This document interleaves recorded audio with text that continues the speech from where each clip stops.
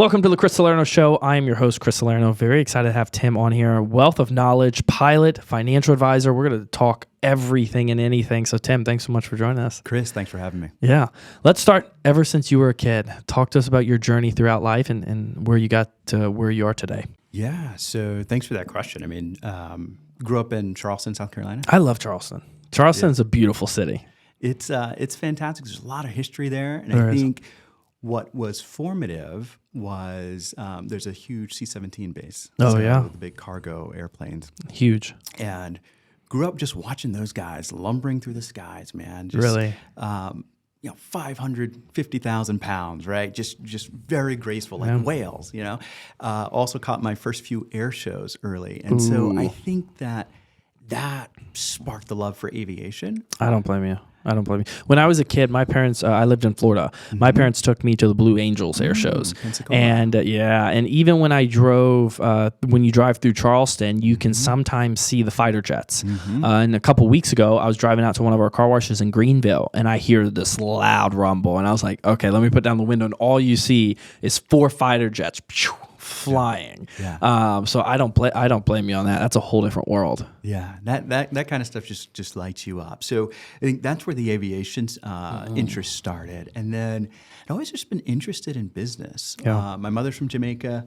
Oh, cool. Her family, a lot of small business owners in the family there. Yeah. And, I was the guy pushing a lawnmower at like 8 Really? years old. Like, now today, I have an 8-year-old and I'm like, oh man, I don't know. Like, I know, right? Let me do that. I remember that. I remember pushing it when I was young, when I lived in Florida, and then I was able to get my neighbor who had a riding lawnmower, and I convinced him to let me use his. Right. So then I used his to cut the grass. But that's what we did, when we grew up. Yep. These days, these kids just sit inside on iPads. I'm not that type of parent to allow that. But, when I look back too, my first job was 12 years old. Under the table, I got paid $20 a night, and no one knew I was back there washing dishes at a restaurant. And it's funny when you look back and you see what we've went through, and then our children that we have, and it's like, how are we gonna be hard on them? I think it's different too. I have a son, so I'm very hard on him. Yeah. Compared to if I would have a daughter, I think I'd be a lot more easygoing. I got to toughen them up. I have 2 of each. So there you go. I think that developing a strong work ethic, being fiscally responsible, learning how to save and invest early, I think that's across the board. And they all, I love that. My daughter, she comes out and, hey, if you work, there's a benefit for that. There's profit in labor, Yeah. right? Or all labor has profit, right? And I love that. We teach them that. So, going on the small business route, went to Wake Forest. That's a beautiful University. campus. It Gorgeous is. school. It is, and when I came out of there, it just went straight to the investment business. So worked for a very large investment manager. Got my CFP. So you were always interested in business, but the finance is different than business. Yeah, it is similar. Don't get me wrong, it is similar. However, you didn't go and say, "Hey, I'm going to go start my own business and do a restaurant or a cleaning company or whatever, a tech company." You said, "I'm going to go and get into the finance side of things." What sparked your interest about that? Yeah, Because it's a whole different world. Two separate worlds. And what I left out was along the way, I thought I wanted to go into medicine. Okay. And so, they're at high school, doing all the volunteering at the hospitals Yeah, and yeah. the surgeries, watching over the doc's soldiers and all that. That was cool. But at university, I realized that I enjoyed business more than medicine. And I'm like, you know what? I think that, you could do the medicine. Yeah. But would that be fulfilling, right? Would you be living your best life? Yeah. Would you be happy? Would you be happy? Life is too short. It to is. Plus, medicine, you're talking, because I was looking to go pre-med biology. I wanted to be a plastic surgeon at one point in my life. I can tell a funny story on why back in the day. But when I realized, because I went in pre-med biology, biology whooped my butt, chemistry whooped my butt, and I switched to business entrepreneurship.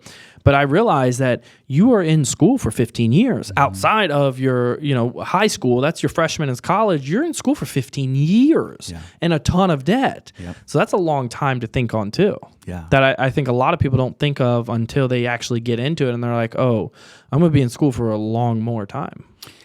and then graduate and say, oh man, goodness, I've got this debt, so I need to go continue into God, medicine yeah. so I can earn to pay it off, right? Oh my God, yeah. Don't want to do that. And so I had a mentor at the time. He says, Tim, if you're thinking about switching, you could change your major, but WAKE is expensive, and you could go straight to B school too. Yeah. He said, but why don't you do this? Why don't you go to industry and see if a future employer will send you back to school, right? What they want to know is that you have the inclination to learn. The They wanna work know that you're ethic. teachable. You're the work coachable. ethic. Oh, yeah. That's right. And so that's what I did. And so I signed on with the large investment management firm. Now, at that time, I didn't know what a ETF or a mutual fund You didn't know was. anything. Right. It was just like, but what got me was, hey, you're the largest investment manager, but you're not publicly traded. That was really interesting to me. Interesting. Because it's like, well, you have one, I can see that your alignment Yeah. is directly to your clients. You don't have to answer to shareholders. That Correct. was interesting. Yeah. And so, So you really got to understood the business side of that, the finance, business side in that finance world of Correct. they're not public, they're private, and they don't have their shareholders. They may have a board, and they have a ton of investors they report to, but it's a lot different than going public. that's right. Oh yeah. That's right. And so started on the path there and then got tapped like, hey, have you ever considered working in our retirement department? And I was like, well, no, I hadn't. I was going to go into like, brokerage, R&D, right? 'Cause there was a lot of change in that business. And so I said, well, why do you think I'd be successful there? Tell me more about the opportunity. Yeah. Anyways, went there, and that was probably an extremely formative 18 months there, and then tapped, hey, have you considered getting your CFP? And it's like, well, tell me more about it, right? Yeah. So now You're a all of sponge. sudden, yeah. Yeah. So all of a sudden I'm working with individual investors, working with their goals, their hopes and their dreams and their dollars, right? And helping them shape plans to just accomplish and execute. And so after that experience, several years there, I went to a regional bank and spent several years at the regional bank, but realized rather quickly that the sales culture was You didn't love it. No, I didn't love it. I didn't love it. I didn't love the sales manager asking you, hey, I see you have a 2 p.m. and it's maybe 11 a.m. Yeah. I see you have a 2 p.m. on your calendar. What are you going to sell them? And you say, well, I don't know. I never met this person. Yeah, you got to get to know them. Right? Yeah. And so- I remember when Wells Fargo went through that big debacle because at that time I banked with Wells Fargo, and the only reason why is because it was on the corner of where I lived and it was easy. Convenient. Yeah. So I remember in there the tellers would hound me about getting a savings account, about getting this, about getting that, and I would always say, well, sell me on a savings account. And they were like, well, it's safer. I'm like, well, even if my capital is in a checking account, aren't I FDIC, secured too? So how's it safer? It's not necessarily safer. You just want me in a savings account. And at that time, I didn't know the backing of the banks and the deposits, and I was young. And now I understand tremendously. The more money you have in there, the more they can lend out. All that and how that flows. And yeah, I mean, they would just hound me, and I'm like, look, guys. Put on my sheet, whatever on there under the notes, do not ask me. Next time you ask me, I'm out. And what'd they do? Next time they asked me, I said, cool, I want all my capital. I'm leaving. Like, I'm done. I'm not doing this. Close all my accounts. But yeah, that's how that industry is what can they get you? And, get you a credit card or anything like that. I would tell clients that come into the bank, I'm like, look, I'm probably the only person in here that's trying to help you build equity. Everybody else in here is looking to sell you debt. Yeah. No, You need that's a mortgage. Yeah, you probably need a mortgage or a car loan, but, or you know what I mean? Like, line you of don't need credit. a third credit card, or a Why? fifth credit card. No, that's the issue. I think the biggest issue is young Americans are not taught finances. I remember when I joke about this on multiple podcasts is I know how to sew. Well, I know how to sew because I took home ec when I was, they don't have that anymore. And even in home ec, they taught us how to write checks, That's right. But they don't, and even it's different when you are in business school. They show you a P&L, but you really don't know how to manage it until you're in there, until you're, in the weeds of, everything going in and out and fluctuating. until you have that type of experience, you really don't know. And no schooling, nothing's teaching these kids on, hey, how to manage your credit, how to manage your finances. Right when you get your application to go to college, what do you automatically get? A credit card application. You're pre-approved. And so these young kids are like, oh, I got this money. I can go do this. No, that's not how it works. It's not free money. You're going to have to pay them back in 30 days. And you don't make just the minimum payment because then they start charging interest. Right. You are their best client if you make the minimum payment. That's right. And I'm not that type to do that. I'm the type to, hey, I pay it all off in full. They hate me. That's right. I get more benefit from my points on the Amex than they get benefit from me because they don't charge me interest. Exactly but a lot of the younger generation, they're not taught this. They're not taught that, hey, this is just an avenue for them to make all the money and essentially control you at the end of the day. If you owe them a lot of money in credit card debt, you're going to get charged 24, 34, 35%. I don't even know how that's legal, but it's wild. You are 100% You right. would think there needs to be the regulation on how much they can charge in interest. That's right. And I mean, because we saw on 22 interest rates skyrocket. Oh my God, of course, they're going to float that variable. Oh yeah. But to your point about kids aren't taught, that is 100% true. And we can't rely on the school. They should do it. But I teach my kids. I love that. I teach them. Talk to us about that. One of our things on this podcast is about family. And you're a highly successful business owner. You have 2 kids, beautiful wife. Talk to us on 4 kids. 4 kids. Sorry, 4 kids. You have what is the ratio? 2 boys, 2 girls. Okay, so that's a perfect ratio. You lucked out. You and your wife lucked out. That's a perfect ratio. So 2 boys, 2 girls. You got your hands full then. That's right. Wow, I thought you only had 2. You definitely have your hands full. And kudos to your wife. She has her hands full. So as a highly successful business owner, operating your own company, talk to us on how you educate, because that's your goal too with your clients, is to educate them, on finances. How do you do that with your children? Yeah. So we talked about work ethic, right? So, and I believe, hey, in all labor there is profit. Yes. And so we want our kids to see that. Correct. All right, so you work, hey, you're going to get something. But now what they've learned, though, is, hey, if I go, do whatever activity and I earn a little bit of money, they save and invest the first 50%. Boom. So once you pay them for a certain chore or anything like that around the house, they'll go ahead and take 50% off the top. 50% off the top. That's a big number. It is a big number. How'd you come up with that number, 50%? Because it doesn't matter right now. Good point. They don't have the other overhead expenses. Right. That's right. But what was the most important thing was that they developed that muscle. Yeah. Each child has they have different spirits, right? So one child I have, they are thinking, we talked about grass cutting, right? So they're, hey, Dad, in next summer when I get this business, and then they're thinking, well, I'd like to invest in my business and get another piece of lawn equipment, right? And they're thinking that. Yeah. Cool. But they said, well, I'd like to buy this drone over here because somehow, I don't know, they love aviation too. I don't know where they got that from. I love that. Probably their dad. Yeah, that's right. And so they said, I'd like to buy this drone over here. And if I can make this a day, after I save and invest 50%, it's going to take me X number of days to pay for the drone. Music to my ears. The biggest thing too, what I love that you're doing is you're teaching them to hold themselves accountable and to be disciplined. That's the biggest issue, and people cannot be disciplined, even in their diet. I'm on a new diet now, and my son wants this pizza. Trust me, I love pizza, especially the New York style Italian pizza. Sure. Sign me up. And I got him the pizza. I did not eat one bite of it, and it was right there in front of me. And that was me being very disciplined on myself. There's no one else there to say, hey, Chris, don't eat it. Right. I told myself, hey, it's not a good idea if you eat it. And so you're teaching them at a young age to, one, be disciplined. Hey, when you get paid for what you do, you're going to save 50% of that. That's right. And then you're teaching them to say, hey, I'm going to think outside the box. If I want this drone, it's going to cost X amount.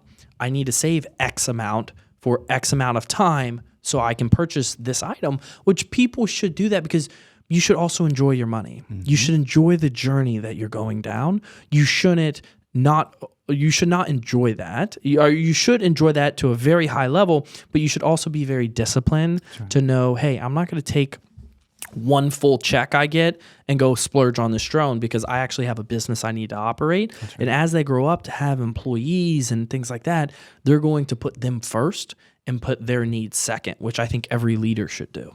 That's right. I think when I was young and I was pushing the mower, my parents charged me gas and appreciation. Did they? I put my What was the appreciation back then? well, because my mom was the one driving the van. I put my equipment in her van Ooh, and drove me to clients, right? Yeah. So I had to pay for my gas for my equipment, her gas in her car, and then appreciation. Thanks, Mom. Yeah. So that was me figuring out like Smart how much. mother. So so her and my dad, they put that on me, and so now it's like, but even with the kids, like top line, right? You're going to earn whatever you're going to earn. There's going to be some tax involved. Correct. Right? And then you're going to save for your future, right? And then whatever's left is what you're going to spend whenever they get there. The other thing you asked about how I teach, when we play Monopoly. Oh, I love that. So, and the first couple of games, of course, I smoked them. I probably still can smoke them, but they're getting better. Correct. They're learning. That is the only way you can grow as a human is if you get into rooms with people that are higher thinkers and better achievers. Why would they want to play a game of Monopoly to automatically know they're going to win? You don't. Right. You should always challenge your body and you should always challenge your mind. And so eventually you're going to really give it your shot and they're probably going to they're going to give you a run for your money. They're going to give you a run for your money eventually. And their goal is probably going to be like, okay, one day I'm going to beat Dad at this. That's right. And when they do, that accomplishment that they feel is that dopamine in their body is going to feel so unmatched where they're going to say, I want more of this, but in the business world. Let's do it. That's right. And then the last thing is, you've got a son. Lots and lots of questions. Oh my God, yeah. So we answer the questions. Yes. And, I remember one night I said, Dad, because they see me and Mom, we pull out plastic and we pay for everything. Yeah. Right? And so, well, I can't wait till I have a credit card. Oh, they said that. That's what they said. I said, oh. Tell me more. Exactly. Why do you want a credit card? Well, they don't know. They just see Mom and Dad have one. Correct.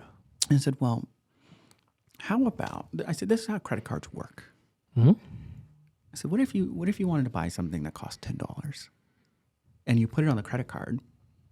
The bank is loaning you $10, but then when you go to pay them back, you got to pay them $12 or $13 or $15. And they're like, what? I said, does that sound fair?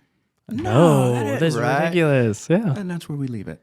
I said, so do you want a credit card or a debit? No, I want a debit card. Well, why? Well, because I don't want to pay. And I said, well, that's called interest. Yeah. And we leave it and we're going to marinate on that for a while. And then when they're a little older, we'll talk about how it works and how you can pay it off sooner. Correct. But, we engage them where they are. We answer their questions. Yeah. We play games. They have some forced savings with the 50% off top. And now all of a sudden, my hope, they're young. You talk to me in like 20 years to see how it all turned out. I know, right? It's so, and you have four, and I was a stepdad at one point, and I've always said this, and you can probably be a huge advocate for this, is that they all have different personalities.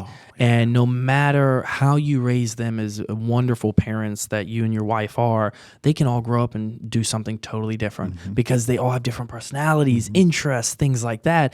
But you're laying the foundation. So no matter what route God takes them on their journey, you guys are laying that strong foundation of, hey, this is how finances work. This is what we've done that's successful. This is what we think you should do. And I remember when I was a kid, my mother, and as I grew up, she's like, wait till you have a child. Wait till you have a child. And then now when I have a child, I'm like, damn, I remember her saying that to me. He's doing this to me. And so they're probably going to go through that phase and things like that. But you guys are laying a very strong foundation for just phenomenal kids that are going to have great character, great professionalism, and kudos to you guys on that. Well, thank you. And you are 100% right. I mean, one of my kids are like, well, I don't want to save and invest. Yeah. That's okay. Sometimes we do things that we don't want to do. Correct. And we do it anyway. Sometimes we have to do things we don't want to do. That's right. You know? And then And then just, periodically, and I don't want them to get so, all about the Correct. number and the money, but Yeah. so occasionally we'll say, hey, it's time to look at our statement because I want you to understand. We also homeschool and I teach math. So it's like We're going to line touch on graphs. homeschooling. I love that. Yeah, so the line graphs, and I'm like, well, guys, on your statements every month, we can see the line graphs and what that means and so forth. And, in 22, Dad, can you make me stop losing money? Like one of them said that. And How do I limit the expenses? and I'm like, because the market was down, and I'm like, you sound like every client ever. That's okay. I know, right? And then the other one is like, well, it's fine. The market just goes down, and you invest more, and then when it comes back, like you'll be. Like, yeah, you guys go ahead and have like investing 101 here. Like, go ahead. Yeah. But it's interesting to listen to them, like Most definitely. talk to each other. And, that child, their concern was valid. But then when they say that, I said, well, when do you plan on using this money? Like, what are you going to use it for? And all the other stuff. And it's all good. I love that. And so what are all of their ages? So 4 in total, 2 boys, 2 girls. What are their ages? Yeah, so 8 and 7. 8 and 7, okay. And 4, and will be 3 here soon this month. Okay, 4 and 3. Okay, well, congratulations on the younger ones. Very similar to my son. So they're young. They're below 10, and they're already coming up with those questions. And I'm sure the young ones, 3 and 4, are catching on very quickly with the older ones because they're leading by example, also following your guys' footsteps. Well, that's right. I mean, the 4-year-old comes with this $10 they got from who knows where in their birthday. He's like, Dad, can you invest this for me? Sure. I love that. Yeah. Well, the other ones are like, okay, so I got 10. Okay, so How I'm do going to I give you invest it? 5, and I'm going to keep 5 and go to Dollar Tree. So that's what the older ones are doing because they want to spend it. The younger And the ones 4-year-old's going to look at that, and there's going to be a certain time where the 4-year-old's going to say, hey, Dad, here's 5. I'm going to take another That's right. 5. And That's they're, right. oh, you're listening to your brother and your sister. That's right. Okay, That's all right. let's see how it plays out. And the good thing is, again, you're building that foundation. One thing I want to talk on is the homeschooling part. I'm sure you as you grew up, you very similar to how I grew up in a public school. If you went to public school, where everyone kind of shamed homeschooling, where you're going to be an outcast, you're not going to have friends, you're going to be socially awkward. But more and more highly successful people like yourself that I speak to, even on this podcast and off this podcast, they are homeschooling. And if they're not homeschooling, they're getting together like you and me saying, hey, why don't you and me split a teacher? We'll pay her $80,000, you pay 40, I pay 40, and they'll homeschool our kids Monday through Friday. And I'm hearing a lot of people do that. I'm seeing a lot of people do that. Why did you and your wife decide to say, hey, I want to homeschool our children? It's a really, really good question. We're Christians. I love that. Okay. And, as our kids started to come up on age, I started to think about just all of God's creation. And some of them never see their offspring. Lay eggs, boom, they hatch, Done. they're gone. Yep. Some of them, their offspring is around for a little bit longer until they mature, and then they're gone. But humans, we can have a relationship for our entire lives, right? Yeah. With our family. Yeah. And that was really, really interesting. I spent a long time thinking about that.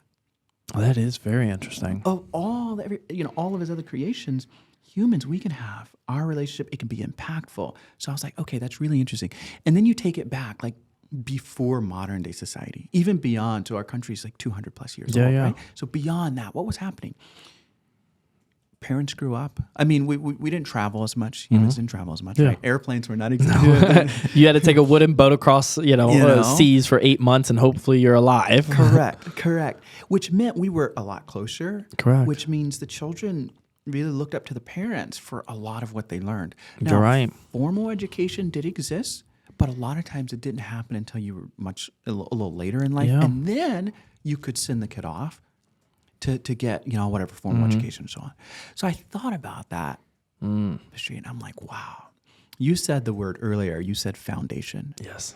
And I felt that it was me and my wife's God-given right and maybe even responsibility to pour that foundation. Now, I'm not going to say... It is. I'm not going to say if you do public school, I'm not going to say that's wrong. Like, that's how you're choosing to pour your foundation. Cool, whatever. Like, everybody's family is different. And... and everybody has just different means and abilities, okay? Yeah. That's all right. 100%. But for us, we felt that we had the ability and the means to pour the foundation that we wanted, right? And when you think about pouring concrete, when it's wet, it can take whatever shape you want it to take. You create the mold and you pour it in there and it's going to take that shape. And if you don't pour it with the right type of weather, it could crack. If you don't pour it thick enough, it can crumble. That's right. So if you don't pour it on the right type of Substrate. if you don't pour it on the right type of a rock or sand, it will crumble, sink. So you have to make sure even the foundation you pour beneath that foundation, which is us inside, is very strong. Because if it's not, it's all going to crumble. That's right. That's right. And so when our kids were coming up and we were having to make this decision, we said, man, we'd really like to pour this foundation. And just like your very apt analogy with concrete there, it's over time. It's not until it's settled and it's hardened, then it can withstand pressure. Yep. And you talk about your 4-year-old and how inquisitive he is and how everything's a sponge. Oh, yeah. There's a lot that's in this world, and not everything should kids be. Oh my God! I mean, I was just at church yesterday, and one of the hot topics he brought up was sex and pornography. And he even said, he's like, a lot of churches don't speak about it, but he believes more churches should speak about it because it is something that is truly impacting society these days, especially the young generation. I mean, like I said, my son looked at my phone and was like, "Oh, that's Mr. Beast," and I'm like, "How do you're 4.5 years old? How do you know who he is?"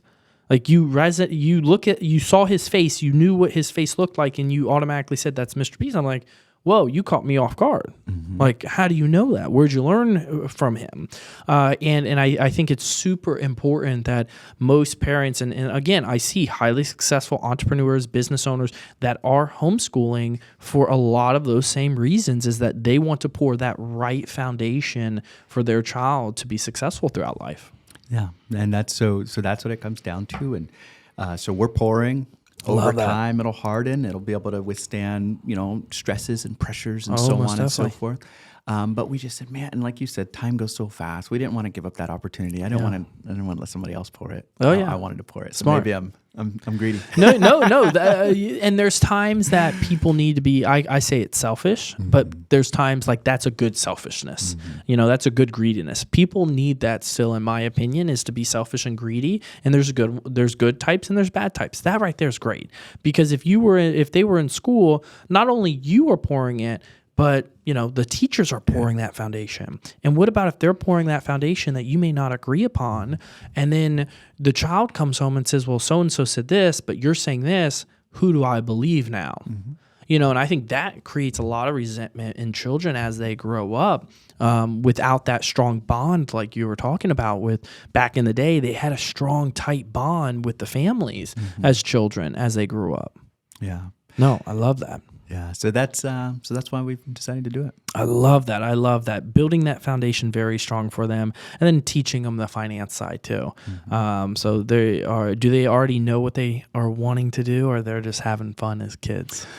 Yeah, I mean, they're not sure. Yeah. It's so funny. I mean, my son, he's the 8-year-old, or my oldest. I've got 2 boys, right, and they kind of bookend. So, every so often he'd be like, well, Dad, do you want me to come work with you? And I was like, you do what you want to do, right? Yeah. And so recently I said, hey, so what do you think you want to do? He's like, well, I'm going to own a parachute jumping business. So he wants to own the airplanes and then just fly the parachuters out. He's a daredevil. So he's going to stay in the airplane. Okay, good. Yeah. And then everybody else is going to pay to jump out of his perfectly good and then airplane. He's going to come right back out. That's right. That's right. So that's what he wants to do. That's interesting. That's totally different. Yeah. So aviation, following Dad's footsteps with that. That's nice. Yeah. So he's interested. And then I told him. I kind of kicked myself. I'm like, he's asking me, Dad, do you want me to come work with you? I'm like, why am I telling him, like, do what you want? I should be like, yes, son, come work with me. Almost. So we'll see. I mean, whatever he wants to do. But to answer your question, they're still figuring out. We know it'll change 10 times until it always does. Yeah, but, most definitely. I love that. So have you visited Jamaica? You said your mom's from Jamaica, but you grew up and was born in Charleston. Have you went back to Jamaica at all? Not yet. No. And my wife is like, when are we going? Oh, I know. So I've had some great Jamaican food before. Yeah. My mother lived in the Cayman Islands, and her friends had Jamaican chefs, and they cooked some of the best food I've ever had. Jerk, are you a fan of the It is. jerk? Yes, I am a very big fan of jerk, Jamaican jerk. It is amazing. It was very authentic. I know United States and Jamaica always has rivals when it comes to the Olympics. I don't know if you follow that, but there's a new documentary on Netflix. I highly recommend it if you haven't seen it, called Sprint. Okay. And it's against Jamaica and USA because we are always big rivals when it comes to sprinting. Obviously, Usain Bolt's fastest man history, but there's a gentleman creeping up on him. Yeah. But that's a really good documentary if you have not watched it yet. Say, what's the name of it? It's called Sprint. Sprint. Okay. Yep. Yeah. Netflix documentary just came out. I think it's like top 10 shows, and it shows all of both Jamaica and United States competing for the 2024 Olympics coming up. So yeah, very interesting documentary. You should definitely check it out. Yeah. Thank you. Yeah, it's a good one. So getting into the financial industry, you loved it. What made you say, okay, I'm going to go start my own company? Because that's a whole different world as well. Well, I think that entrepreneurs, we all have that. If it's in you, it's in you. Correct. And you know it. 100%. You have to be able to take the pressure, the stress. You have to be able to sleep good at night, knowing, large things can happen. And you're right. If it's in you, it's in you. So there's that aspect. So you take that entrepreneurial streak. You also take experience, right? So CFP, worked with some of the biggest names in the business. And so, hey, this is what I'm doing, and I actually enjoy it. Do you? Right? And so you take that, and then I think there's always a healthy dose of like, you see what's happening in the industry, and you're like, we can do it better. Oh, yeah. And so you put all that together, and you have a company. Most definitely. You have a practice, right? Most And definitely. So that's how that got started. I love that. And your type of clientele, is it mainly pilots? Talk to us about, the specialty. Yeah. So our practice focuses on the professional pilot. So that could be, most folks think about airline. Yeah. It could be military, although we've seen a lot of military transition to the airlines. Yeah. Private. And then also business aviation as well. Yeah. So that's the focus. And right now it's a great time to be a professional pilot, although the industry is in flux. It's always in flux. Yeah. But they're getting paid a lot. My sister actually is going to pilot school because she wants to be a commercial pilot, airline pilot. But they get paid pretty good bucks walking into it because of what I've looked at, and you can correct me if I'm wrong, is that the older generation is retiring. Not enough people are wanting to go become pilots. So there's has been a huge shortage. So obviously when that happens, you got to pay people more money. But you also run up against FAA hour guideline where, your pilots only have a certain amount of hours that they can fly, and then they have to be grounded. So at the end of the day, you actually need more people. You can't just say, hey, I'm going to pay you overtime, because it doesn't really work that way. That's right. Yeah. That's exactly right. For the airlines, they've got that 1,000-hour limit of block time, and so, which is the hours they fly. And then you do have the FAA mandatory retirement at 65 right now. And so, do you think that will increase? Well, the push to 67 just did not make it. Oh, really? So they're trying to get it to 67? It has increased from 60 to 65. Okay. Okay. Now, we just saw a push this year with the FAA reauthorization. The 67 did not make it in the bill. Okay. But as you know, I'm pretty sure they're going to try again. Yeah. Right? They'll definitely try again. The challenge is, on the one side, folks are saying, hey, 65 is an arbitrary number. On the other side, it's like, well, are there slower reaction times and cognitive decline and so forth? There's nothing like time in the seat.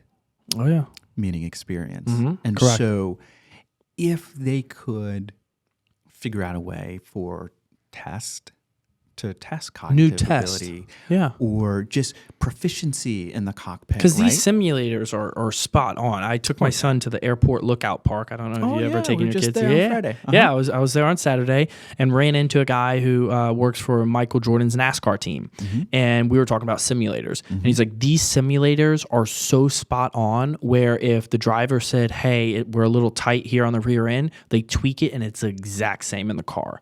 And I'm sure, with aerodynamics, with, airplanes, those simulators are so advanced that maybe it's, hey, you have to do a little more hours or continuing education in simulators. Once you hit 67 or 65, you have to have X amount of more time in the simulator, to make sure you're sharp. And I think, so absolutely. That's a great idea. And I think at the end of the day, there's probably some pilots that are in their 50s that shouldn't be flying. Oh, I'm sure. And then clients that are above 65 that are just fine. There's some pilots who just got their license that shouldn't be flying. Correct. And then there's some that are approaching 65 and they're probably sharp as a nail. That's right. Everyone's built differently. That's right. But I definitely think if they should implement something like that to help that industry out. Yeah, I think the practical challenges are, well, how do you do it? Yeah. And then cost, of course.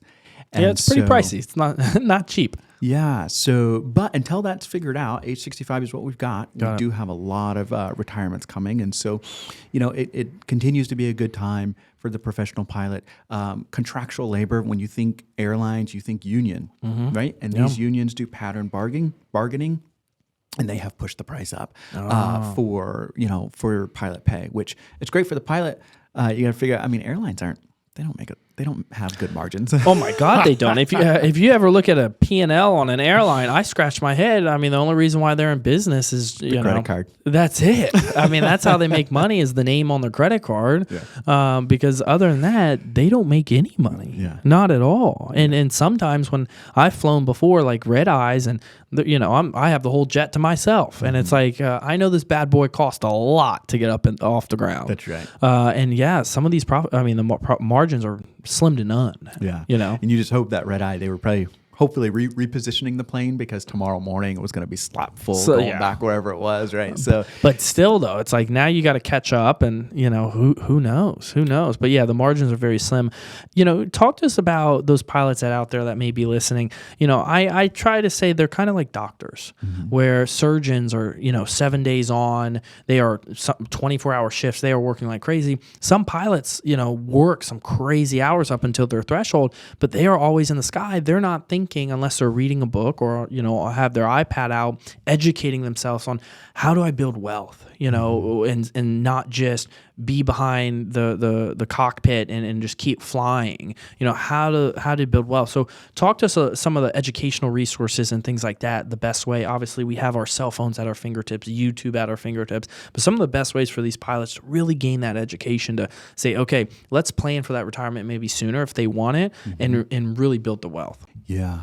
Well, so I actually have a podcast called the Pilot Money Podcast. Okay. Love it. So that would be a great place for start listening. A pilot that's listening to this show saying, maybe I fell behind the 8 ball, or maybe I'm close to my final approach, kind of thing. Yeah. Listen to the Pilot Money Podcast, because we focus on financial planning for the professional pilot. So love that. We understand your contract. We understand the financial life cycle of a professional pilot.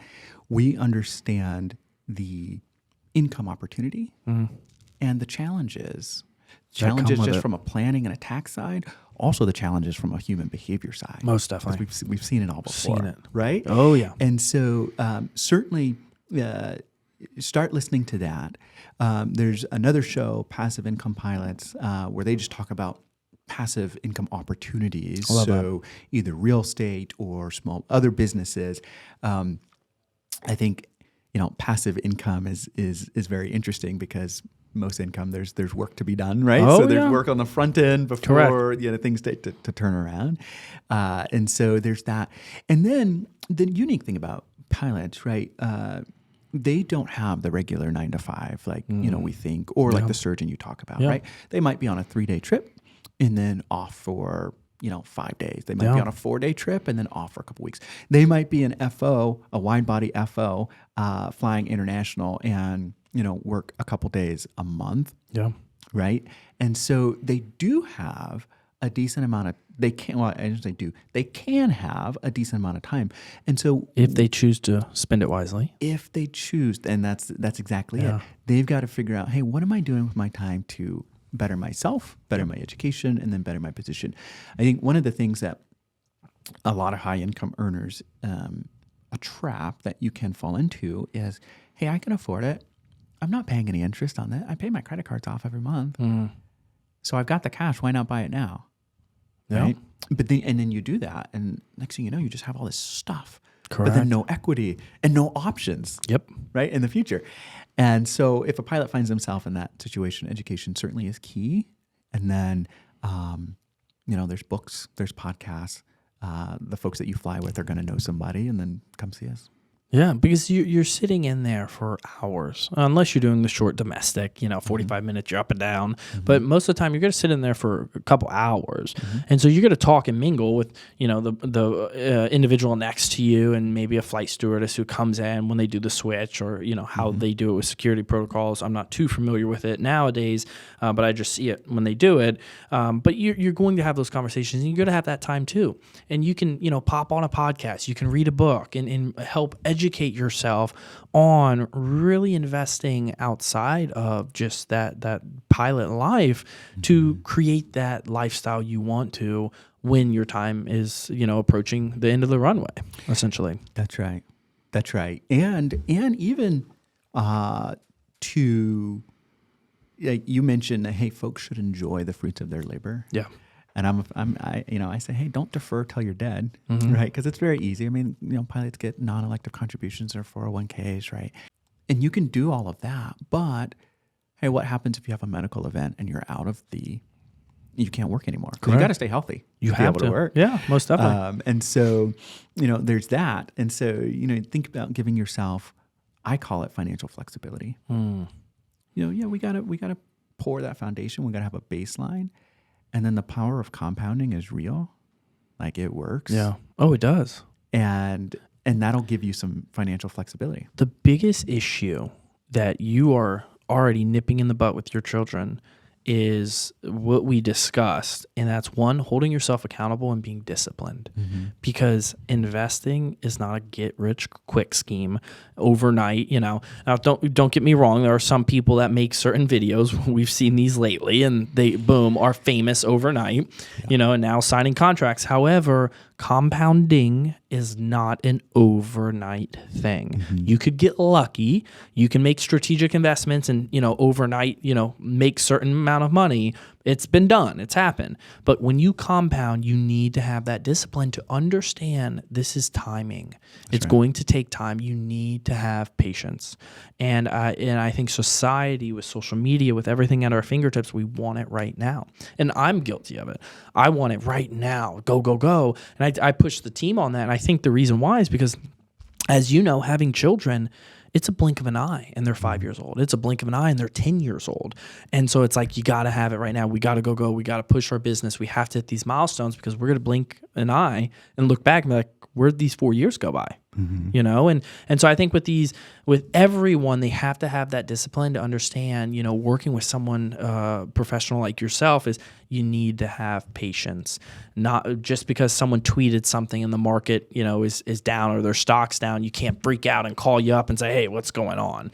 I think it's super important to have that patience and stay calm during, that compounding phase. Well, you are 100% correct. And I think the other thing you mentioned, and we were talking about kids, but this is true with everybody, adults too, is everybody's different. Yeah. And so you're correct that they're going to spend time in the flight deck talking to the captain or talking to the FO, and it's like, hey, I'm doing this, and you should be doing da-da-da-da, right? Yeah. And one of the ways that you can maintain or stay grounded is if you know what your plan is. Yep. And you know what steps you need to take, and you know how long it's going to take you. 100%. God has a different journey for all of us. That's right. And it comes to us to figure out that journey, but not necessarily, because we may not know the journey. We don't know what is going to lie, but you can manifest it. I'm a firm believer of manifestation, firm believer of meditation. So you can attract that into your journey on the way of life that you want to live, but you need to have patience and you need to stay consistent at it. That's it. That's No, it. I love it.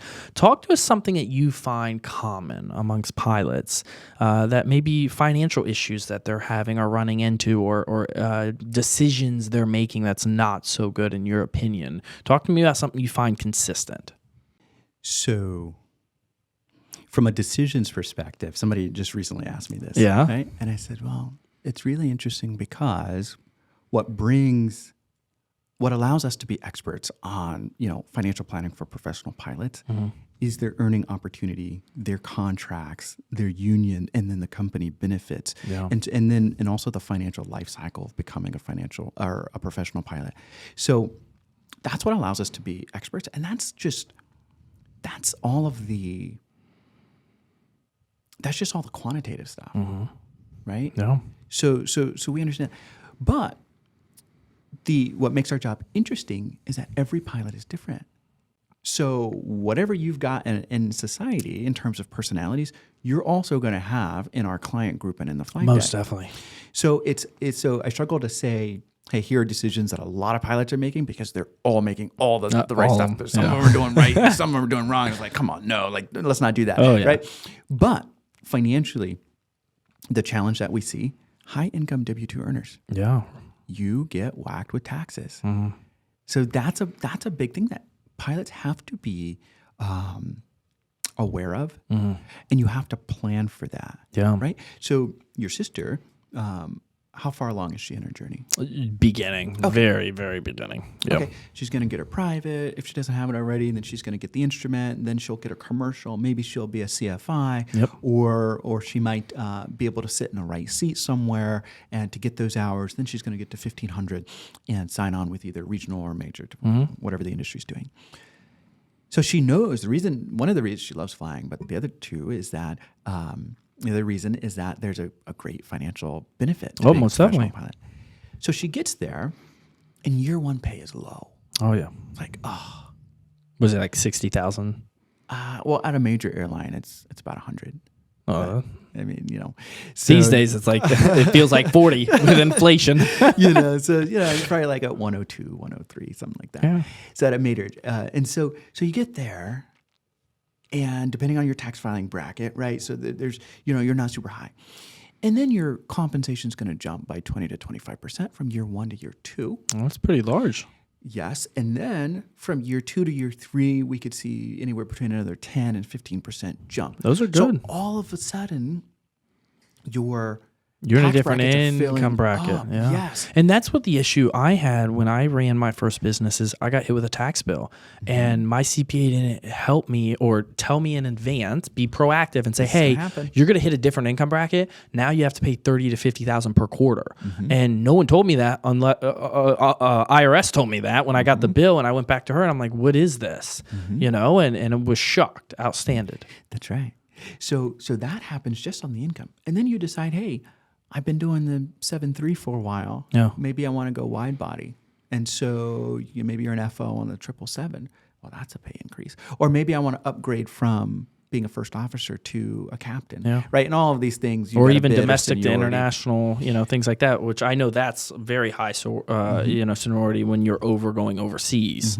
But, those are longer flights, more money. That's right. Yeah. And so these are things that are unique to the pilot world, because it's not like, I can just work overtime. I mean, hey, if there's premium trips to be had, sure, you can bid for them. You may not get them, right? But there's no a overtime where you can say, I'm going to work over that 40 hours. You can't do that because you're maxed out with hours. Yeah.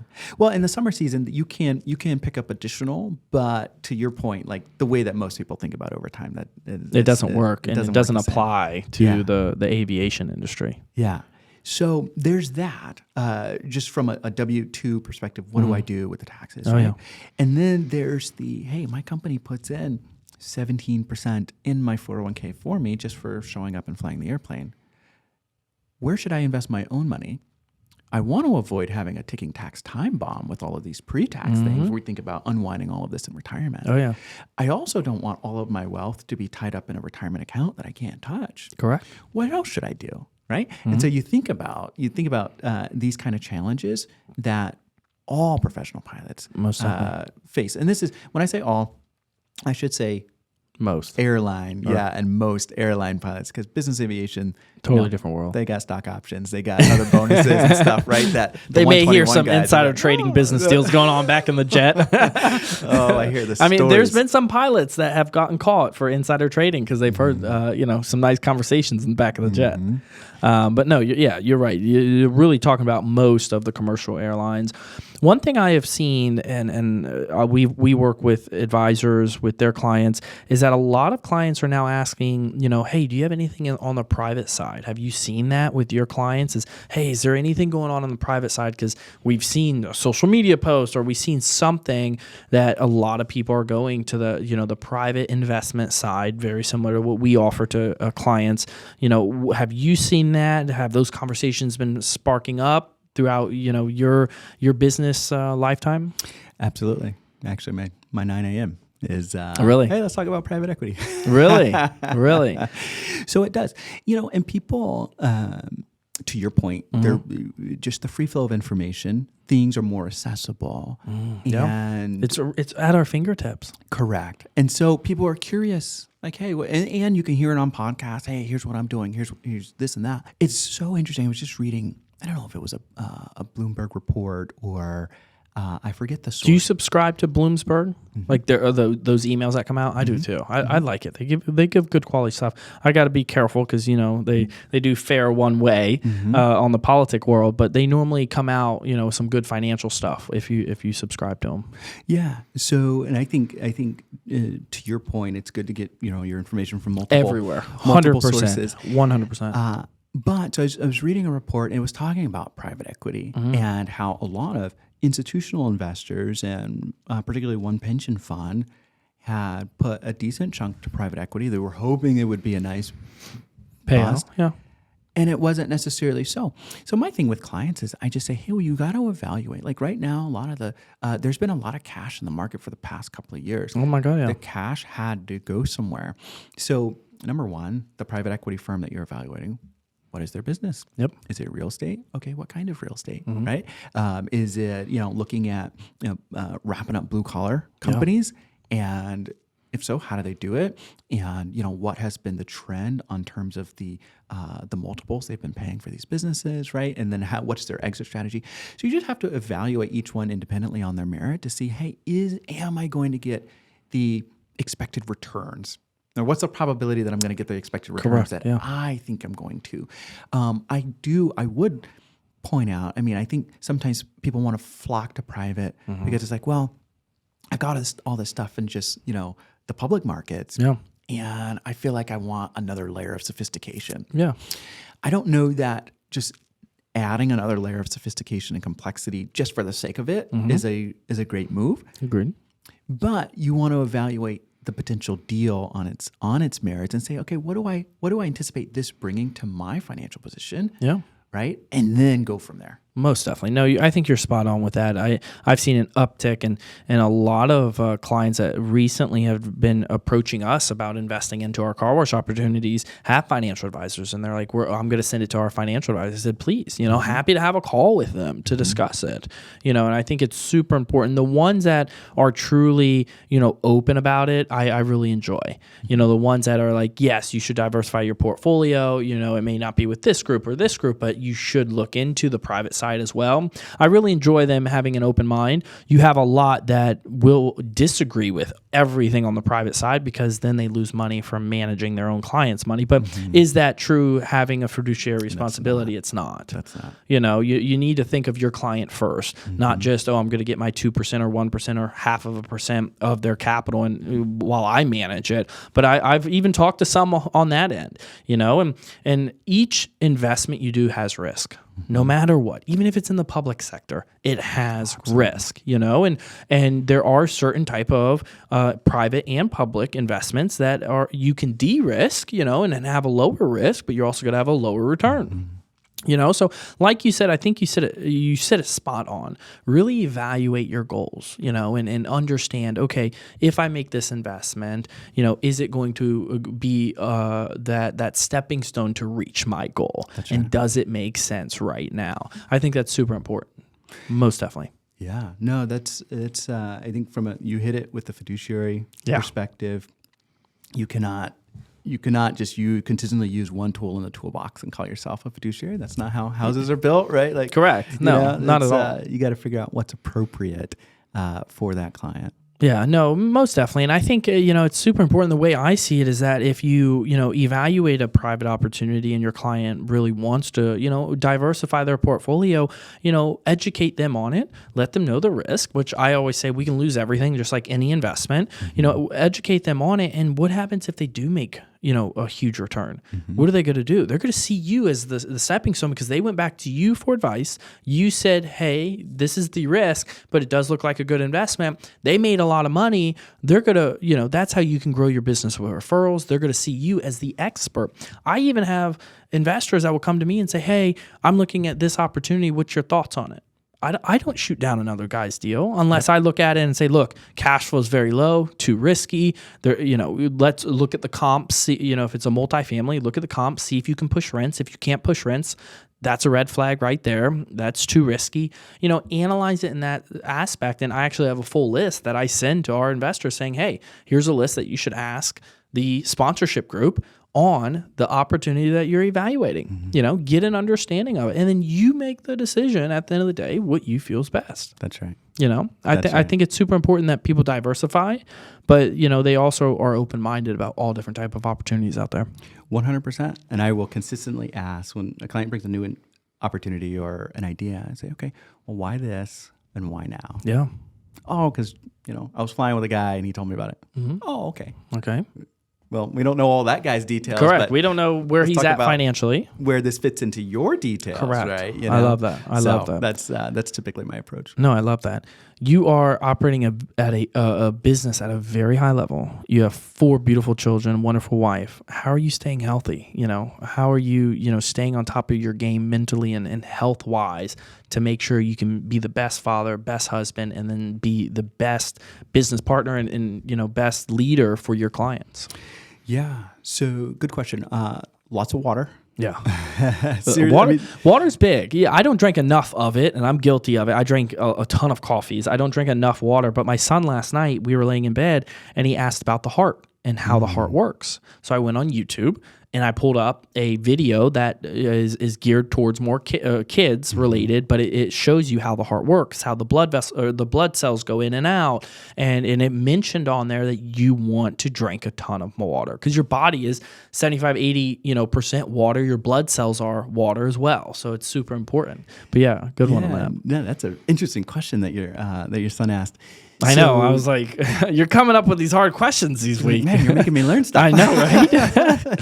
So I don't do anything crazy, right? So I try to get enough sleep, water, and then watch what I eat. Like I believe in, hey, everything in moderation. Yeah. So my body will usually tell me like, oh man, I'm starting to feel like trash. Okay. Well, I must have been putting a lot of trash in there. Yeah. So it's what like are you it's eating? time to reset. We have a lot of cooked meals at home. And so, because we don't do a lot of eating out. Good.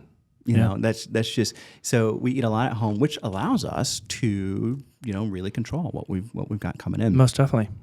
So with that, and then I used to run and jog. I love that. He used to. Not anymore. Not anymore. Yeah. So now it's more walking, but consistent with it. I love that. Honestly. So, and that allows me to clear my head, to think, and to be present, right? So I try to, I wake up before the kids, have quiet time. That's what I do. Yeah, I wake up, go make coffee. I meditate. My son knows meditation, and he gets upset when I meditate without him. Oh. So we meditate in the shower, and he will get upset if I meditate without him. But he will say, hey, I have to go meditate. And I turn the steam on. I spray some lavender spray, and he'll sit there and close his eyes. And now I'm working with him, obviously, on breath work and things like that. But he's way too beginner at it, but eventually there's a couple times I'm like, okay, breathe in through your nose, out through your mouth, like really focus on the controlling of your breathing, but loves meditation. I think everyone should at least try it if they haven't. Yeah, like even for coming on this show, I was like, oh, you know what? I'm not sure what we're going to talk about. So I just, kind of walk, clear my head. Yeah. And just, I love that. You're very calm. I can feel your energy. Yeah, I like that. But yeah, I mean, that's primarily like everything in moderation, try to stay good on the water. Try not to put a whole lot of garbage in. Yeah, you can't. We do, plus with a family our size, it's just, it's easy to cook in bulk and then boom, and distribute. With the family of your size, cooking in bulk is perfect. I have found with my son and I, it does not make sense to cook sometimes. It makes sense to just go out and buy. We went to the store and I was just picking up some chicken, some green beans, Brussels sprouts, and sweet potatoes. And then I did the calculation quickly in my head. I'm like, I could just go buy this across the street at Viva Chicken and, get roasted chicken, and it will be done in less than 10 minutes. I don't have to cook. I don't have to clean, and we'll have food on the table. Yeah. And I'm like, and it cost me $4 cheaper. So I was like, I might as well go do that. But I have factor meals coming today. So I'm super excited to do that. I don't know if you've seen the factor meals. It's like online. You can pick, I have 14 meals per week, so lunch and dinner. And I'll have my son doesn't eat full portion, so I'll have him, less than 2 minutes in the microwave.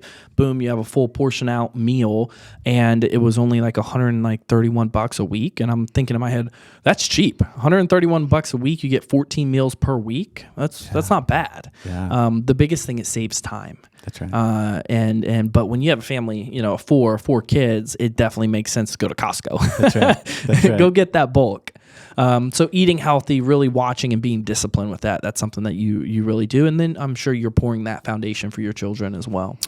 Yeah, so our kiddos don't really get into sugar before 5. Smart.